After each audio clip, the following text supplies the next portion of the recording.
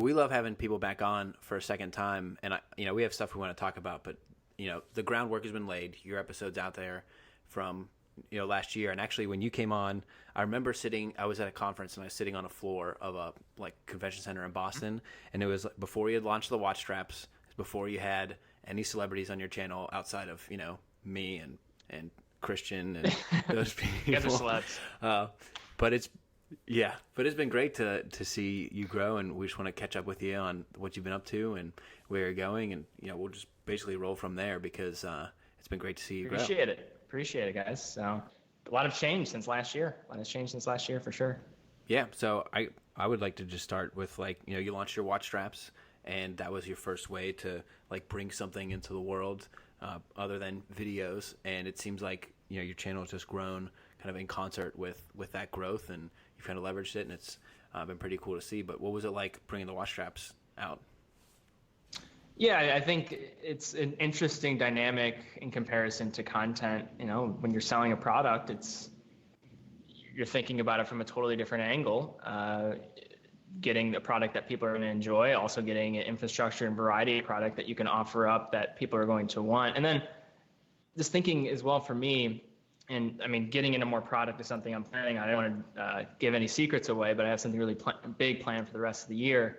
But thinking about how can you diversify? How can you bring a unique value proposition with something as simple as watch straps? I think it was a good learning experience. It was the lowest barrier to entry to kind of just get another just kind of revenue stream for myself in. But I mean, if anything else, it's just understanding how do you deal with that customer relationship? How can you continue to provide value? And then how can you diversify with there's so many just other things out there in terms of noise, very similar to content, but in terms of the delivery standpoint, it is a little bit different in how you're selling product, moving product, and that whole dynamic of balancing out inventory and distribution.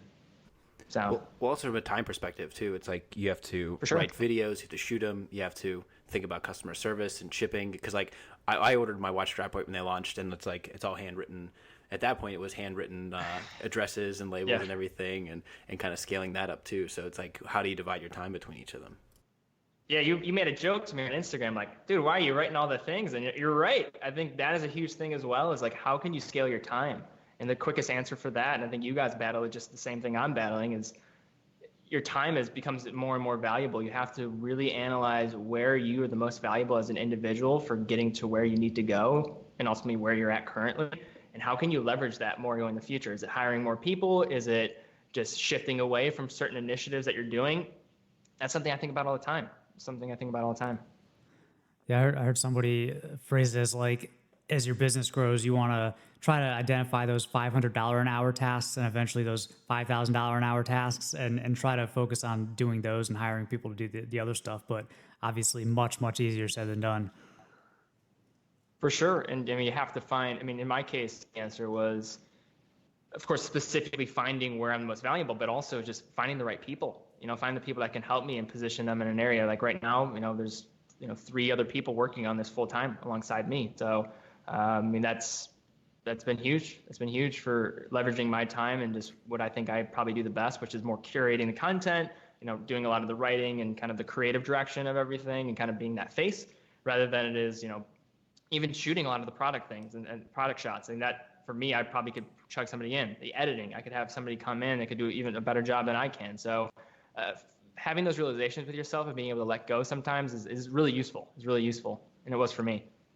Well, you also did it very quickly, because you went from, you started off, and I remember you had a couple of style videos, and then you found your footing with the watches, and then you really leaned into that. And that's where you saw just the rapid growth in subscribers and views and everything. And you probably had to, it's like building the ship as you're sailing along and bringing those people on too. Oh yeah, for sure. You have to kind of delay that instant gratification, because I think for a lot of us, and for me too, is just like, all right, how can I provide for myself and how can I make a living with, doing something that I like, which is content. But I had to, make the tough decision. Instead of really paying myself a lot first, it's like, how can I get people in position to allow things to scale quicker? So I'm always thinking about that battle against instant gratification for myself. And I'm of course in a good position where I don't have any kids and things of that nature, where I can leverage what we've created here to kind of build a nice core with a team. And I get more excitement out of that than just kind of building up just myself. even though my channel's name is myself. I think that just happened by accident. But I think that's something I really think about constantly is, where really do you want to ultimately go? What's the quickest way to go there? Sometimes to do that, you have to really eat last in a lot of ways. So that's something that I always think about as well. And if you just always have to think about that upwards trajectory, and I ask myself every single day, am I in alignment? Am I in alignment with where I need to be in terms of my organization, in terms of everything that I'm doing on a day-to-day basis? Every action, is this a growth action for me to take? And how can I get people around me that can help support that? So that's just kind of the self-introspection that I'm always taking a thought about in everything I do. So I like that.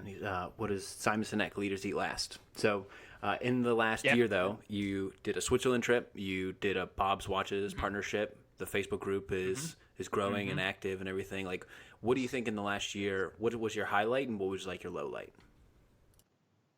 I mean, the highlight, I don't know if there's necessarily a highlight, but it is interesting how there's just a few decisions that really do, and you guys probably the same way, and anybody that I think is trying to strive for something, you notice that there's, of course, little steps you take every single day that help get you to where you need to go. But if you look back in hindsight, I mean, there's only probably 3 things that you did that really were impactful. If I'm looking at everything, like since launching the channel, there's probably 3 things that I did well. One was post the first video. Is posting the first video. That was a huge one. I mean, I think another one that was really good was, this upcoming movement stuff that I'm doing, and that's another big thing. And then also like these celebrity things, like the interviews, I think were great. Like those 3 different scenarios were probably the biggest thing. In terms of a low light, I don't know if there's necessarily a low light, but there's always just like certain points where you could do better. I think with some of the straps, and what I did was some of the product I was offering wasn't necessarily product that I created or I was directly in conversation with the manufacturer. I think one of the issues that I was having is I had somebody help, because as you brought up, like it's hard to scale. So I had somebody help with fulfillment. They weren't doing it to the standard that I wanted, so I had to pull back. So a lot of like the offering that I have now is going to be much less than what it was at its peak. And that was just for the sake that, hey, I know my brand's important to me. If I'm having poor customer service, I can't have that be a representation of me. So I'd say that was a low light, but it was also a learning experience. I was able to, of course, make sure everything was okay. And I think everybody that had those interactions, had a good kind of taking away from it. But just being able to assess like, hey, where do you ultimately want to go? Quick cash is not important to me. I want people to just think of Teddy Baldassare and be like, yeah, that's a good, good guy. He's thinking about his consumer. He's got high integrity, and he's trying to deliver products that people like. That's what I want people to perceive. I don't really care about quick instant gratification. There's also a lot of like internet cred that came along with getting Aaron on Skype right after the movement video that he did. I feel like it might not be like turning point, but that was definitely one of those kind of like larger bullet points in the line. Yeah, I haven't really talked. I'll talk about this because I think I haven't really even said anything. I didn't comment on that video whatsoever.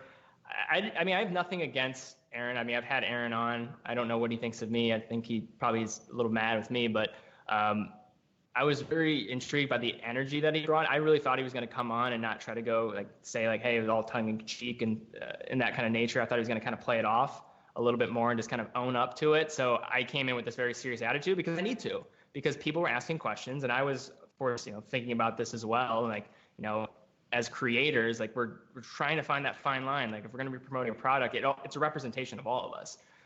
So I had to be tough. I represent a watch audience as well that I need to be tough. And I, of course, think as well that we need to hold ourselves to that standard. But that video is an eye-opening experience as well. I think just seeing like, how people react to putting things online and just what can really unfold because of it, especially when you push a little bit more and kind of get in that uncomfortable space as content creators. It's interesting kind of what can take hold. And I think you guys probably know that as well. If you put out any video that, when you're thinking about like, oh boy, I don't know how people are going to react to this, and you just put it out, it's interesting. Yeah, I think you commented, I had a movement watch that I did a video on, like not sponsored, and people hated that video, and I think you had commented like, good for you for putting it out like this. But now Aaron has said he shouldn't have went on your channel, but he was like, he's cool with you. So that's the only thing that he's come up there. But I've texted you a few times in the past few months, kind of nudging you about the movement video, because I remember when you posted like a quick story while you were there. So like I knew you were there. And then like now this will come out after I already put my Alan Edmonds video, but I had in the back of my mind, I was like, I have to get this video done before Teddy, because it's the same thing where it's like there's just a huge project and like all those moving parts and everything, but then you put the trailer up and that got me pretty jazzed. The internet seems very excited about it too. Yeah, and I think it's another one of those videos like the Alpha M video where, you have to be careful. You have to, you have to really think about, because people think it's a paid ad, which it's not. I mean, I reached out to them. The whole positioning of it, and this was basically a year in the making, was after the whole situation with, the movement's better than Rolex, so much talk. They were the peak of like everything on YouTube, at least from my space. And I'm like, we should probably reach out. I reached out to Daniel Wellington. They denied it, and some other fashion brands, but Movement said yes. And I basically positioned it as, hey, if you look up your name on YouTube, there's all this crap about you. It's not going away. You might as well at least answer the questions directly and have a voice in this. Very similar to how I positioned with Alpha. And all this criticism, give you an opportunity to respond. Like, I think that's it's a better way of doing it instead of hiding or not addressing the situation. I think that's the best way to do it. So just went in. It was all self-funded. We went out to LA. I was able to kind of piggyback on a trip for some other things I was doing out in the area, and it was all shot pretty quickly, but it's kind of come together in this like 45-minute piece that I've been sitting on for a long time. And it's incredible. I mean, it's hundreds of hours of editing in reality. Like that trailer alone, like that was like 4 separate sit downs just working on it, like, which is honestly sometimes even harder. I don't think people even realize how long things like that take. You guys probably do, but I mean, that's the whole position of it. I mean, I don't want to disclose kind of the end results of it, but I mean, I think it'll be really interesting. I have some cameos with some other YouTubers, kind of addressing questions, he responding to it, asking the specific questions, and kind of looking at like the 3 major things, the reasons why I think Movement was hated. I kind of lay those out, and then just try to get to the bottom of like, what do you guys have to say for that? And I look at their actual products, and then give my final thoughts at the end. So that should be coming up. This will probably be out by the time this podcast goes up. So stay tuned. Well, without, since we don't know timing yet, without revealing too much, would you say that your experience meeting the folks behind Movement was sort of what you were expecting, or did they surprise you in any way? For the products themselves, no. They're exactly what I thought they are, and they are. But I will say this. I did meet their CEO, and I did meet some of their team, and I will say that I think it'll be good for people to see like the actual people behind the organization. I think that will be something that in a lot of cases you just see these crap products, which I still believe they are crap products. But I think the story behind it, and then also just the people themselves, I think, it's good to at least see that side. I'm not saying that I support them in any way or with the product they're producing, but I think it'll provide a different side of the story. It's the heritage, Teddy. It's the heritage. Yeah, the heritage. I do ask him directly, does Movement have better heritage than Rolex? So you'll have to stay tuned and see what he says. There you go. Check out the trailer. I also loved on the trailer. It's so YouTube. It has the HD logo and like the trailer and everything. Like you leaned into it in a big way. I mean, if you think about it though, like it's serious, but it's not serious. Like in terms of like what we're talking about, there's so many bigger things in the world than watches. Of course, for people like me who think about watches all the time, I'm posting about watches every day. Like it kind of consume you, and you can get really emotional about things.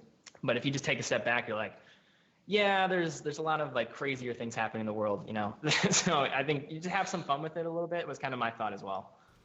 So I was catching up on your Kevin O'Leary video this week. Between like him and producer Michael, like what has been your favorite video that you've done with somebody like that? I think Kevin was great. I mean, for one, I think he was just a fun personality. I mean, producer Michael was cool too, and that was more last minute. The Kevin O'Leary thing was been probably, it was like 4 or 5 months in the making. I did a response. He posted a video about watches investments, and I reached out to his producer. They were like, yeah, I don't know if you want to do that. And then it was like, hey, I'll post a response video because I have some things to say about that. So I did that, got a little more on his radar. And then what happened was it went like 3 months without saying anything. I get all these like ads about him being in Cleveland, and usually bigger, higher caliber people don't usually come into Cleveland. It's not like usually a stop for most people, but I keep seeing these ads about he's having a speaking event in town. So I'm like, hey, we gotta make this work. So reached out again, and they said yes. And we were able to just pretty much an hour with them, just sitting down, technically he was standing up, just talking about some watches. But that was a lot of fun. I think the conversation was great. I enjoyed the business side of watches a lot. That's been something I've really just gravitated toward in the last year or so, and just learning about the industry, how watches are sold, and hearing from somebody like him, who's, of course, achieved a lot of success in business. It is really interesting, and he seems like he likes his watches too. I mean, I saw a lot of signs of, he's definitely put some time into thinking about what he wants. Nice. Do you plan on doing more in that series, or do you already have stuff in the pipeline? I think, yeah, absolutely. I mean, I get a lot of fun out of doing those, so I think that'll be something we'll definitely look into doing more in the future. I mean, that was great. I enjoyed it a lot. I know for some people, like, you have to always think about, like, what's the right guess, because I mean that can easily go the wrong way, and how you're going to position the conversation. Like the Kevin one worked pretty well because we already had like this existing kind of bed of conversation that went kind of back and forth in terms of watches and investments. So that was just pretty natural, and just his background in business, it just made it easy. But yeah, definitely. I think just certainly want to get more people on. It's just, a matter of getting the right person and just being thoughtful about it. Sure. Yeah. I wanted to go back to the straps for a second. When we were talking about that, I wanted to ask, like, you're obviously you're like the epitome of like a modern business where you're kind of flipped on its head. So you build an audience, find out what they want, and then make a product, versus making a product then trying to go sell it, which is a very great and contemporary way to run a business. How was YouTube as a marketing channel? Like, did it meet your expectations? Like, were there sales from day one, or was it enough of a marketing channel to launch a watch strap business? Yeah, it definitely. I mean, I think content, I guess you could say what we're doing is content marketing in a way. I don't like seeing like my audience as like a means to an end, but like, I mean, if you position it that way, like, certainly, I think people have built up an affinity to me, and like, I really put some thought into the straps themselves. So when I was able to release it and make people known about them, yeah, it absolutely did. I couldn't imagine selling something like a watch strap without having that pre-existing kind of funnel of people that it made sense to sell it to. Like, how much harder that would be. Like, think about if you had no audience and you're selling something at the core of it. It's leather. That's why all these brands really pump so much money into Instagram and Facebook ads. Yeah, I mean, it's crazy. It's crazy. I think what you guys have, I mean, what we have and have the ability to do, like, we're blessed to do it. It's amazing that people care about listening to what we have to say. Like, that's amazing to me. So absolutely, it definitely certainly worked. And it was kind of almost humbling to have it happen that way. The real question is, how much did sales move when you did the ad with Courtney? Oh, the ads work. The ads work for sure. The ads definitely work. I'll just say that. Those worked. I did a stupid little like meme ad, but like as I was doing them, it's like, oh my goodness, I can't have this become like my brand. I don't want to be that, but it was fun, and it also was another, like, going back to Brock's question, like, does it move the needle? Like, yeah, I can see why brands pay for advertising, like actually seeing that direct from the back end, like how that actually had an impact, or at least even driving traffic. Crazy. It's actually crazy. So that was funny. And you also partnered with Bob's Watches, which I think has gotten it's given you a lot of access to brands and things. Was that something that you were looking to do, is partner with a big brand, or are they smart enough to look at the content and say, hey, we need to work with this guy? So I think, it was kind of, actually the CEO, Paul, reached out to me on LinkedIn, and I'm always like an opportunist. Like, if I think something that makes sense, I'll definitely entertain it. For that one, there really was, I don't know if there's any specific thing he was like alluding to when he reached out, but it was more just like, hey, like, we should connect. And then as we connected, we're like, all right, well, I think there's probably ways that we can mutually, help each other. On my end, like, getting access to incredibly rare Rolex watches, like, that's awesome. Like, that's fantastic. And other pieces, that really helps source the contents. Cause I think for a lot of it, like, for me, it was early on, like, I was kind of limited to talking about the watches that I was able to have an ability to have my hands on. I couldn't always talk about the really high end stuff because, especially for where I'm at, just generally geographically, like, I don't have like a ton of authorized dealers by me that sell all these different brands. So just having that in was really beneficial. And then of course, this watch I purchased from them. So I think they have a good company. They do a really good job. So I just felt like whenever you can find that mutually beneficial relationship and it just makes sense for everybody involved, it makes sense for the audience, they're getting better content. It makes sense for me because I can get access to different watches, and it makes sense for them because, hey, it's, you know, it's a good ability to just get the word out about their brand. I think it's just a win all around. That was just kind of my thought about it. Yeah, one of my weekly rituals is to go to Bob's and type in Rolex 114270 and just see what's out there. I do that too. I'm always looking. I've stopped kind of the shopping around as of right now. I've been trying to simmer it down over the past year or so because I went a little crazy starting out. Mm-hmm. Which watch other than the Explorer, which watch have you got on loan for content and then have had the hardest time sending back? Oh, that's a good question. I think, okay, I know which one. It was a JLC Master Ultra Thin Moon in gold. It was just an amazing watch. It was $17,000. I just wore it. I'm just like, this thing's awesome. All the JLCs are fantastic. Trying to think what else. And actually, for a more affordable piece that I have right now, and I have a video coming out. I have 2 pairs of Zen 556s. They're just great watches. You know, they're around $1,000. They're not. I mean, they're still, you know, good chunk of cash for somebody that's not into watches, but like relatively attainable in comparison to the whole world of watches. Those are great. I love those watches. I mean, honestly would consider maybe even getting one of those for myself at some point. I owned a Zen in the past, but those are other ones that I'm like, you know, it has me thinking and kind of almost, I don't want to send these back. Along those lines, which brands in the last year have you developed a greater appreciation for that you didn't necessarily? I wouldn't say that I didn't necessarily have an appreciation, but I didn't have a full appreciation of this brand. That's Vacheron. I think Vacheron, I mean, of course, going to their facility was one thing, and just learning about the history. And so I went on this tour. I was invited to go on this tour. There's other people on the tour with me. So that was a challenge, of course, when recording that video. Like I had to do a lot of voiceover stuff. So a production angle, people were just, you know, hey, it should have been so much longer. But like, it was kind of like, I didn't want to get in the way of other people on the tour. And it was kind of last minute. But going on that tour to seeing for one, the history, I mean, they're the longest consecutive, just continual operation of any watch manufacturer since 1755. That's incredible to me. Out of all the amazing brands out there, and just the construction that goes into their pieces, like it was amazing. And just seeing how people that are literally just fans of Vacheron. So think about something you're incredibly passionate about, like the idea of like, I'm very passionate about watches. I'm very passionate about sports. Imagine having that all directed towards one brand. There are people that literally just they'll have like an Instagram account and all they post is Vacheron. Just to see that there are people out there that can have that level of appreciation for one brand, like something like that. Like imagine if there's just an Allen Edmonds Instagram account and they just posted shoes about Allen Edmonds.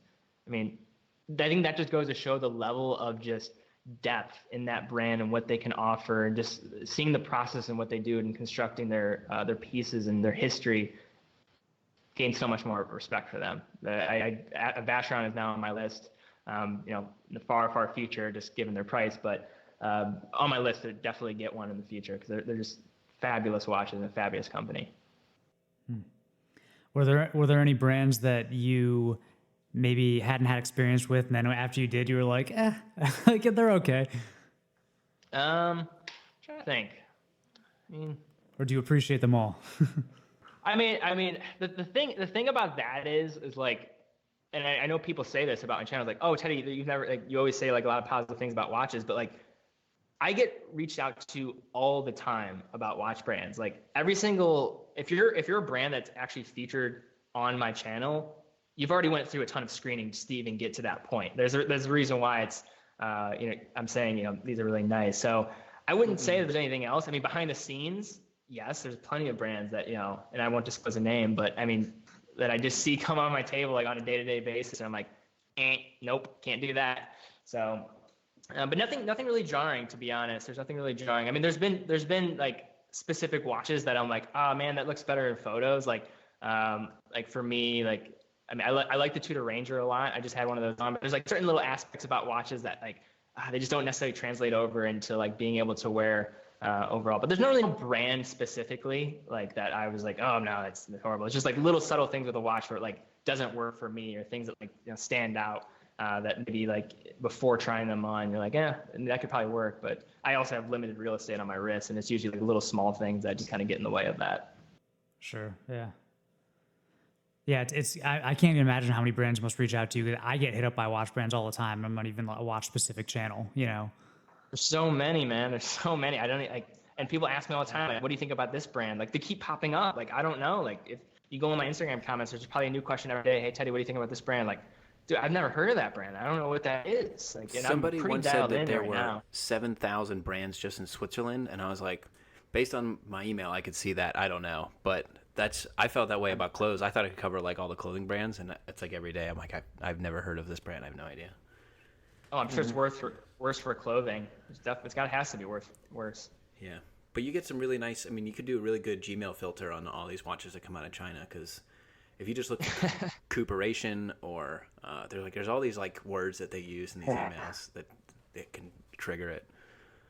I just changed my email if I need to at this point, because I'm just like, ugh, like, yeah, I used to get flooded. So I just added more screening on the email just so people can't just reach out to me all the time.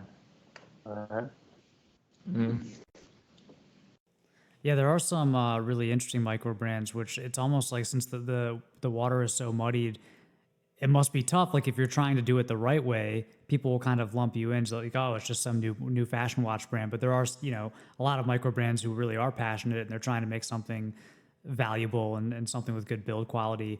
So it is kind of interesting to see. It will be interesting to see what's actually around in 5 years.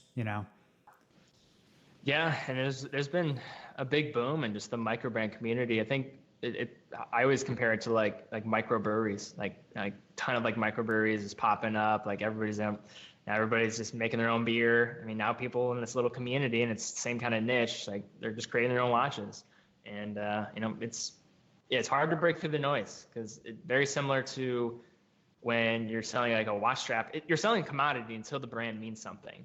You're not really sitting on an asset for like if you have no preconceived, nobody has any idea who your brand is, and I think this is true for anything.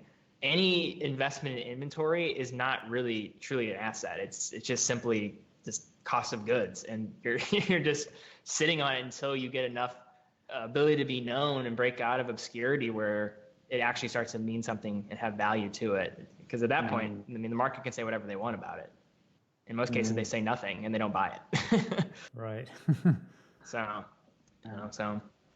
So what's up with you guys? You guys, I don't know if I flip around the questions at you. Is that something I'm allowed to do? Oh man, I don't think we've ever had a guest ask us what's up with us. Is that new? Is that new? It is new. I mean, I think we both have a lot going on. John just had another baby. Well, his wife had another baby. Yeah, next 3 months. What's the biggest thing for both of you that's coming up? I don't know if I had told you this. We haven't talked in a while, but I'm moving to New York in, I actually just got a place, so I'll be there like end of September.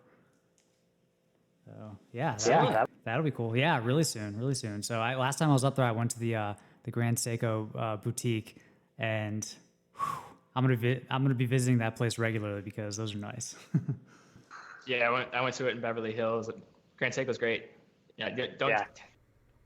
Yes, that's the big news with me. And then what's going on? I mean, John, you just had some big news, so. Yeah, well, listeners can't see, but Brock, the studio tour he just did, this whole place is empty right now. Like, it looks barren. He's got to escape out of there. Yeah, we had a baby on the 30th of July, so 1 month ago. It's my first week back in the studio, and I'm headed to Italy to do a factory tour of a heritage woolen mill and do a couple of videos on that in September. And so, yeah, next 3 months, it's like that, and just getting back in the groove of making more videos. Nice, man. Nice. Yeah. I feel like I just caught you guys off guard. I just asked a question, and you're like, whoa. Yeah, we're like, we whoa, ask the whoa. questions here. Yeah. I'll sit back. No more questions. No, it's actually it's a good segue, because usually our last question is like, what are you, with what you can reveal, what are you really excited about with either your life or your business in the next, say, 6 to 12 months? Well, I don't want to disclose everything, but I do have version 2 of the website, and it will be much bigger than anything I've probably ever done before. It's been about 12 months in the making. It's in development. It's a big ordeal. It's a big ordeal. So I think that'll be big. It should be around holiday season. That should go live. And of course, just the movement stuff. I think for me too is just like thinking about content like that. How can you be memorable? Like for me, it's just because it's really easy to get really complacent and just think about the next video. So I think for me, it's just like, of course, you have to just keep getting content out, but what are some meaningful pieces that people remember? I think people will remember this movement documentary. People remember the Alpha M interview. And of course, I don't want to piss anybody off, but it just kind of happens as a byproduct of it sometimes. But, I think those are kind of things I'm excited about, just doing more content like that. And then version 2 of the website. Nice. And will the new website, it will be, that's version 2 for content and the shop and everything. It's the whole deal. Yep. Mostly the shop. It's mostly going to be a shop. I'll say that. There still will be a good content, like learning aspect to it. So it'll be built upon kind of the shop e-commerce site, but it's all built upon kind of this learning dynamic about watches and kind of making it very digestible for people. So probably be a version 1 that'll be going live of that V2. So what we call that V2 version 2.1 will go then, and then probably in the spring we'll have another kind of edition of it that will kind of build upon that core. Awesome. It's exciting. Yeah, no, it's been a grind, guys. It's been a grind, but it's a lot of fun, man. It's crazy. The last year has been insane. It's been insane. I think I actually listened to the podcast that we did last year, and just to put things in context, I think I was at like 7,000 subscribers. Like it's just insane. Like, I mean, just how things just can change so quickly, Like it just really is insane. Well, at what point did you go full time? Because I think actually last time we spoke, you were I was not. You were working with a startup, right? Yeah. Yep, I was not full time. I was transitioning jobs. I ultimately started going full time in December of last year. So, and by that I just quit my job. I just quit my job and I just went. And a lot of it right now is just hiring people, getting things together. I mean, I'm just basically. I think a lot of people too, there's like a big thought like, oh, like, Teddy's just getting all this money, he's just paying himself. Like, but no, this website's, it costs, this thing's ridiculous. It costs multiples of my car. It's getting this camera equipment, I'm providing for 3 other people that are, working full time on this. Like, I want to do this right. I want to do this right in everything I do. And I want to be, successful beyond me. Because if you can't, for me, like, if I have to sacrifice like my time and I become a slave to my own work, like I think it's not ultimately what I want. I want kind of freedom to express myself fully, and I want people that can help with that mission and believe in something that we're creating. So I mean, that's kind of my thought process and everything I'm doing. But last year, I'm blessed to do it, man. I'm so thankful for everybody that's just been believing in me, just watching the content, enjoying it. I think we've been able to strike a chord with some people out there, and it's just awesome. It's really reassuring. It's great, man. Yeah, very inspiring. And we'll have to check in with you again next year. And by then, who knows where you'll be? Who knows, man? Who knows? No idea. But just going to keep going day by day and just thinking about where we ultimately want to go, Awesome. All right. Yeah, man. Well, good luck to you. And we'll definitely keep an eye on your progress and hopefully talk to you soon. Sweet. Thank you, guys. Appreciate it. Thank you for listening to the Buttoned Up Podcast, a collaboration between John Shanahan of The Cavalier and Brock McGough of Modest Man, and we will see you next week.